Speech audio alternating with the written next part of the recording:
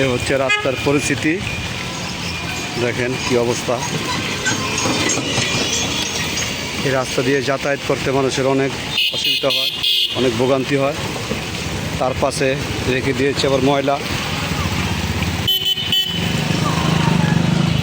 এটা হচ্ছে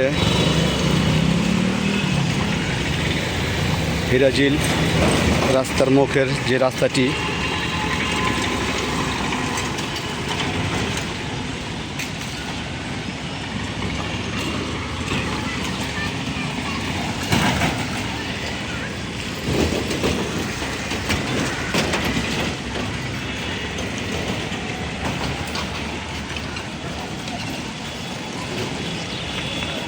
এই হচ্ছে আমাদের বাংলাদেশ, এই হচ্ছে আমাদের দেশ।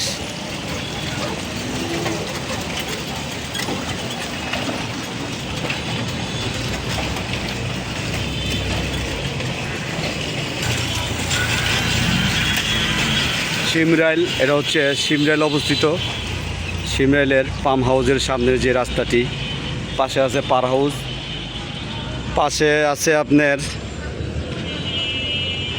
হাউজিং, ভূমিপল্লী। এ হচ্ছে রাস্তাটি। এই রাস্তাটি অনেক দিন যাবৎ বেহাল দশা।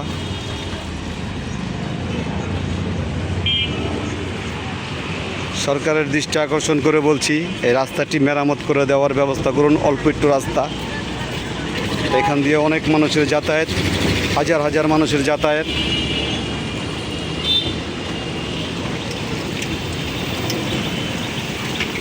এই পাশে ময়লা, এই পাশে ময়লা ফালাচ্ছে, এই পাশেও ময়লা ফালাচ্ছে, মানে দুই পাশেই ময়লা।